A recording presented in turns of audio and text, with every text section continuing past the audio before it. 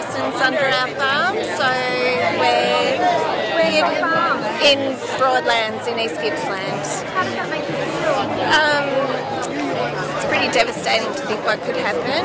What's your message to the Andrews government? Please, just stop it, yeah. And it's short-term gain for long-term damage. So it's not, you can't repair polluted water, and our lakes are precious where we live. You know, we're right near a fantastic lake system. If we get contaminated aquifers, you know, that really wrecks us. And it's pretty hard to promote clean, green food if you've got a farm in the middle of an industrial gas field. Don't let it in the state of Victoria, our beautiful state. Let's keep this state the first state to be gas-fueled free, total ban in Australia, and be proud of it. My message to the Andrews government is just straight out no. We don't want this industry. There is too many risks involved. They're not going to give us gas cheap when they can make a lot of money with it overseas, and that's exactly what it's all about. Once you've destroyed the water, destroyed the ground, no more food, that's it, can't be fixed. I'm here today because we live in an incredibly exciting time here in Victoria. We could be the first state in Australia to ban unconventional gas drilling. We're so close, I can almost smell it. We've had a fantastic inquiry, we've had a committee that's listened to the community concerns, and we have this remarkable community consensus, and I'm here because I'm calling on the Andrews government to put a permanent ban on unconventional gas drilling in Victoria. Well, I'm Drew Hutton, I'm the president of the Lock the Gate Alliance. And I've come down at, I think, a very auspicious time in the history of this state, because hopefully you're soon going to become a gas field free state. And that will be a great moment in this country's history, because we need to turn around the direction of this country. We need to stop seeing it as a quarry, stop seeing it as just a place where you dig holes in the ground, and a place that has a diverse economy, and that where communities actually mean something, and they're not just obstructions that need to be walked over by the nearest resource company that comes along. My name's Trevor Flint. I'm a mixed farmer from Seaspray. Today we come here to try and get the city people on board. There's 67 communities that have declared that don't want the unconventional gas. And we're trying to get the city people to come and jump on board and give us a hand. There's more than 75 communities across regional Victoria that are active. 67 have already declared themselves gas field free. The people that are here, and there's a lot of them, represent a lot more people. And the fact that people have come from as far away as Bairnsdale and as far away as the South Australian border really speaks volumes about the commitment of the community on this issue. My name's Ian Clark. I'm from the southwest of Victoria, near Mauriac. And I'm a grazier and grain grower. I'm here today because I'm very, very concerned about the proposed gas fields to go across the state. The property values, for a start, they could drop.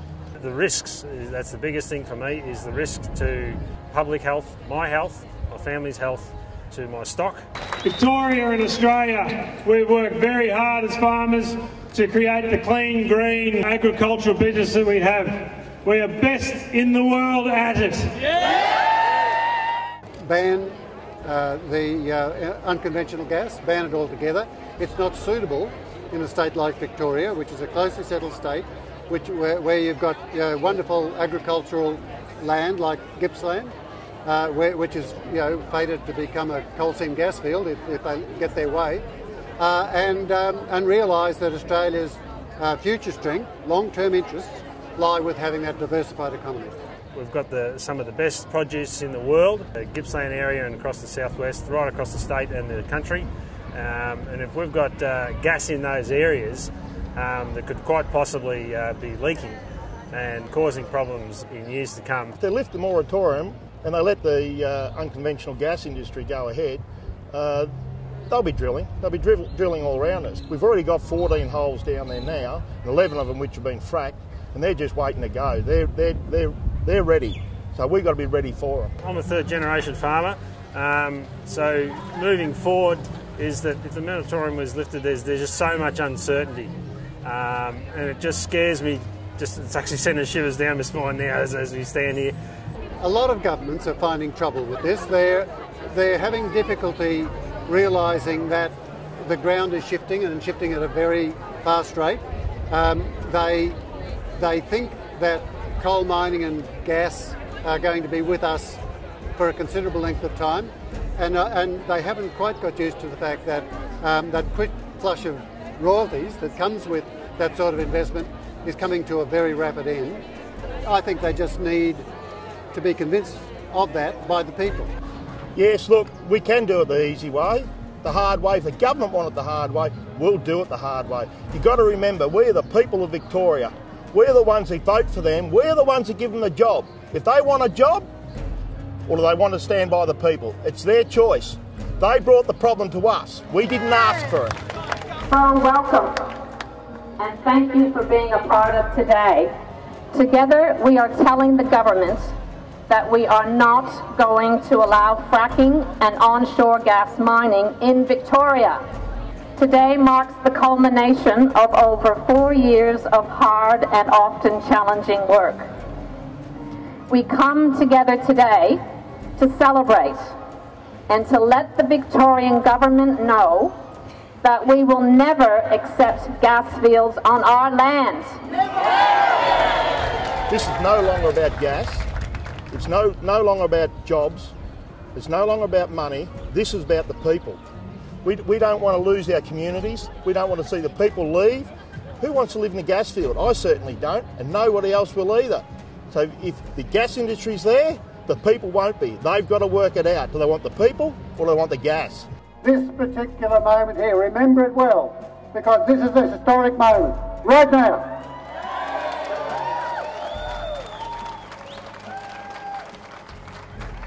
This state is going to become officially a gas field-free state. I think this will be a very significant moment, actually, in the history of this state, because we'll go on from here to a gas field-free Victoria. We will not let gas fields go ahead in this state. The only decision we will be happy with is an outright ban of all unconventional gas drilling. It's incredible. This is people power.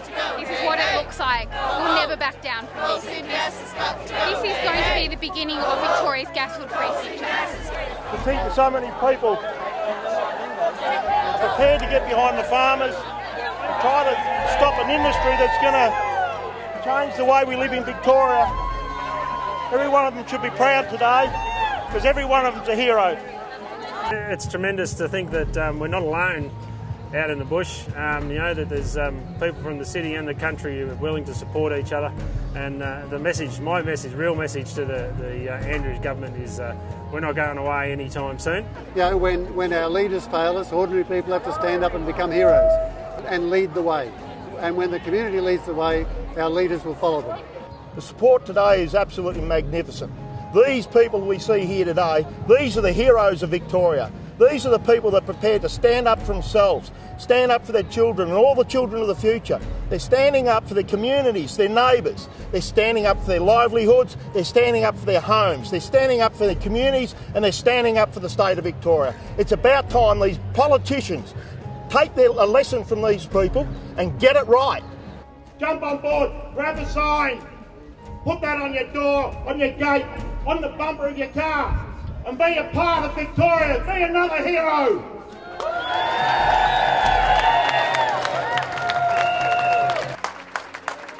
I'm going to leave you with a thought. A question you must ask yourselves every day. If you're not prepared to stand up for yourself, stand up for your family, stand up for your neighbour, stand up for your businesses, your assets, your farms. If you're not prepared to stand up for their community, stand up for your state, then who will? Who will? So let's stand up and fight.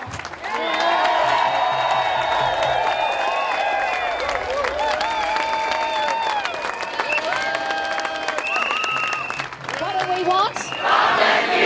When do we want it? Now. What do we want?